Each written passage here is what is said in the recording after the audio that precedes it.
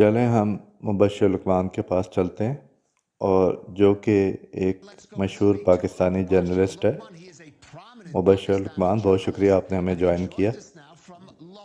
سب سے پہلے مجھے یہ پوچھنے کی اجازت دیں کہ وہ کون سی ادر ملک ہے جس کے بارے میں بات ہو رہی تھی، اور عمران خان ان کومنٹس کے ساتھ پبلک کیوں ہوا؟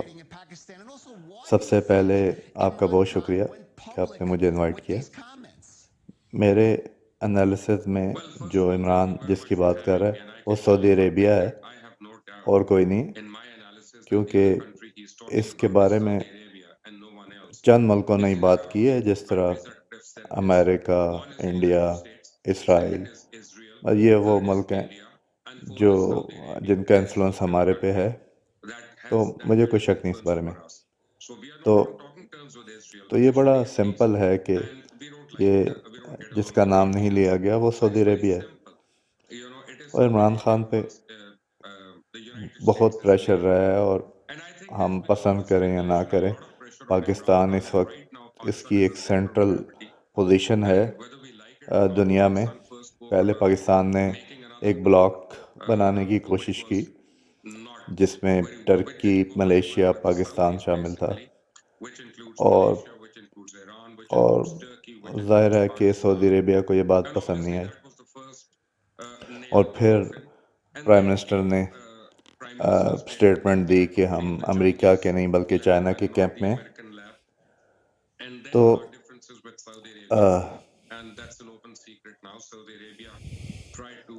پچھلے 60 سالوں میں سعودی عربیہ نے پاکستان کو ایک ڈکٹیشن دی ہے، اور پر دنیا چینج ہو رہی ہے، پالیٹکس، دنیا کی پالیٹکس چینج ہو رہی ہے، ریجن کی پالیٹکس چینج ہوگی، تو اب سعودیہ صرف ایسا ملک نہیں رہا جس کا پاکستان میں انفلوئنس ہو۔ میں آن ریکارڈ آپ کو بتا سکتا ہوں کہ میں نے 1 سال پہلے عمران خان سے پوچھا اس بارے میں کہ اسرائیل کے بارے میں، عمران خان سے پوچھا کہ ہمیں اسرائیل کے ساتھ ہماری دوستی ہونی چاہیے یا کوئی انڈرسٹینڈنگ ہمیں ہونی چاہیے ہماری، لیکن عمران خان نے مجھے سیدھا سیدھا کہا کہ نہیں، جب تک فلسطین کا مسئلہ حل نہیں ہو جاتا ہم اسرائیل سے ہاتھ نہیں ملا سکتے۔ اور بہت سے جرنلسٹ وہاں پہ موجود تھے، صرف میں نہیں تھا۔ اور ابھی یہ جو حالات تیزی سے چینج ہو رہے ہیں، ہمارا یہ خیال ہے کہ محمد بن سلمان بہت زیادہ پریشر میں ہے۔ اس نے جو وعدے کیے ہیں اس طرح سے وہ اسرائیل کو تسلیم نہیں کر سکتا، اور پاکستان کی بہت مضبوط پوزیشن ہے اس ریجن میں۔ سعودی عربیہ یا اسرائیل والے جو بھی سوچیں، پاکستان ایک مضبوط ملک ہے، ایک نیوکلیئر پاور ہے، 8 لاکھ ہماری ایک یونیفارم آرمی ہے، جو کہ دنیا کہی جاتی ہے کہ 5ویں اسٹرانگ ترین آرمی ہے، اور ایک اسلام آباد اور پاکستان کی ایک بڑی مضبوط پوزیشن ہے۔ آپ کو ایک انسینٹیو دیتا ہوں کہ پاکستان کو اسرائیل سے کیوں تعلقات بنانے چلیں، تو ان کو یہ بینیفٹ پاکستان کو دیکھنے چاہیے، جو مثال کے طور پہ انڈیا کے ساتھ جو اسرائیل کا کوآپریشن ہے اس میں انڈیا کو جو فائدہ ہو رہا ہے۔ میں آپ کو بتانا چاہوں گا کہ پاکستان اور انڈیا ایک دوسرے پہ فوکس کیے ہوئے ہیں، آپ کہہ لیں کہ ایک دوسرے کے سینٹرک ہیں۔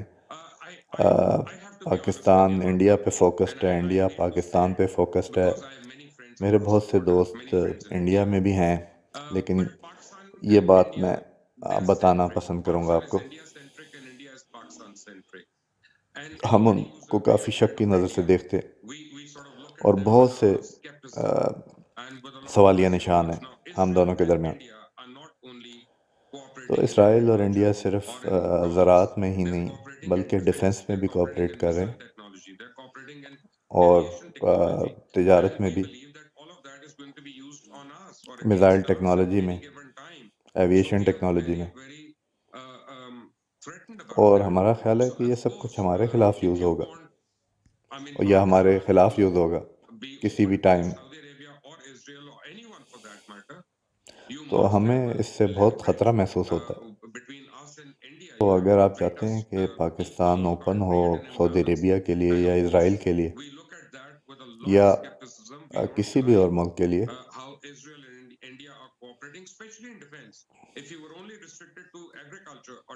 तो आपको इंडिया और पाकिस्तान को इक्वली ट्रीट करना पड़ेगा और ताकि इम्बैलेंस ना क्रिएट हो।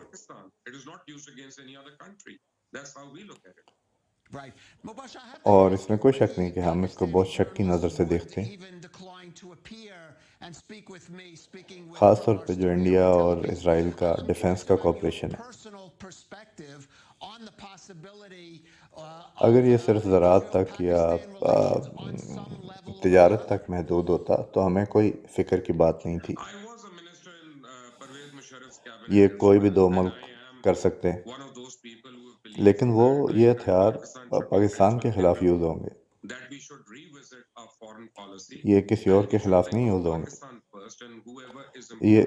ये हमारी सोच है, इसको देख हम इसको इस तरह से देखते।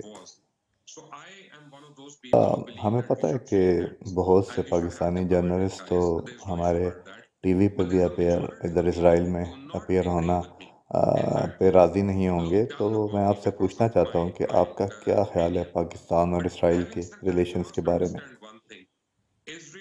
मुशर्रफ की कैबिनेट में भी मिनिस्टर था और मैं उन लोगों में से एक हूँ कि जो कहते हैं कि पाकिस्तान को सबके साथ अच्छे ताल्लुकात रखने चाहिए और हमें अपनी फ़ॉरेन पॉलिसी को दोबारा से देखना चाहिए और हमें पाकिस्तान का पहले सोचना चाहिए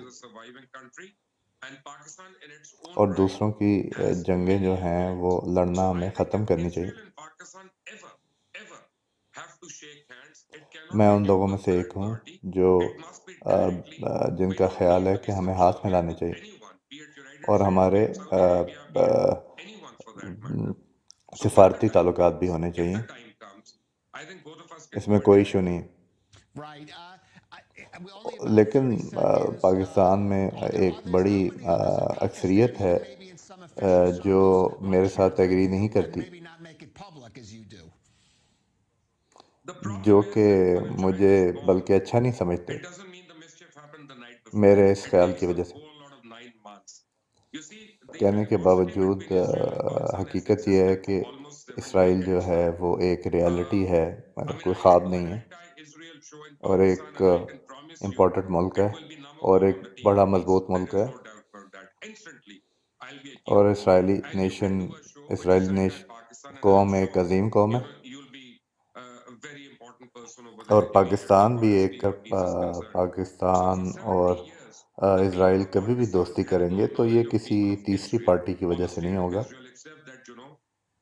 ये लाजमी तौर पे डायरेक्ट होना चाहिए। हमें किसी के भी मुल्क के नीचे नहीं होना चाहिए,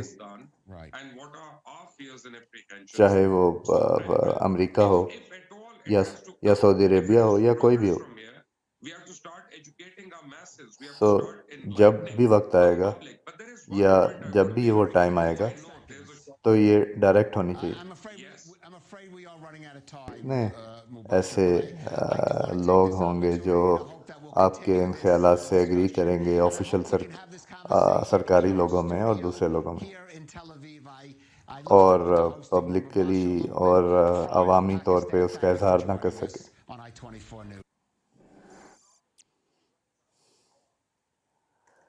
मसला ये है कि जब एक बच्चा पैदा होता है तो फौरी तौर पे नहीं हो जाता।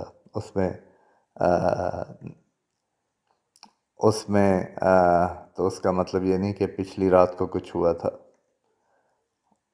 उसके लिए पूरे जो हैं वो 9 महीने लगते हैं।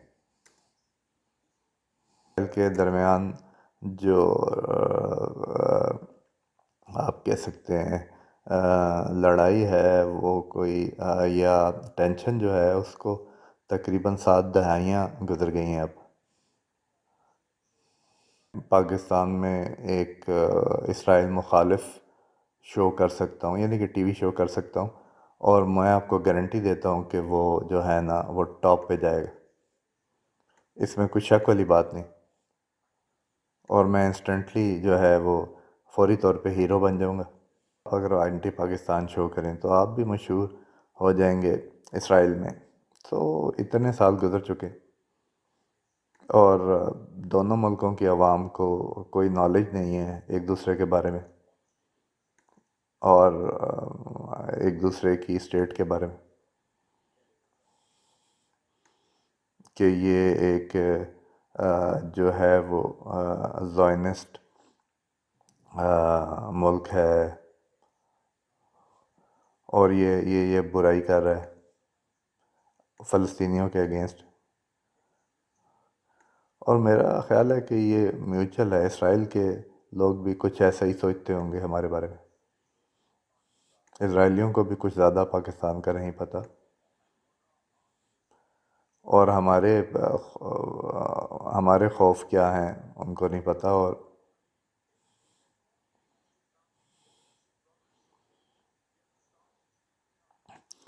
اور اگر اس میں کوئی پروگریس کرنی ہے تو عوام کو، ہم دونوں کو اپنے عوام کو ایجوکیٹ کرنا ہوگا اس پر۔ لیکن میں ایک پوائنٹ کہنا چاہوں گا،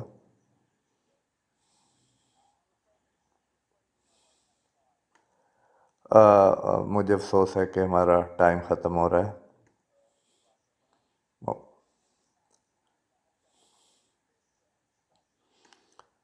لیکن پھر بھی میں یہ امید کروں گا کہ یہ ڈسکشن جاری رہے گی، اور میری امید ہے کہ ہماری یہ ڈسکشن آپ ہمارے اسٹوڈیو میں آ کے کریں گے، یہاں تل اویو میں۔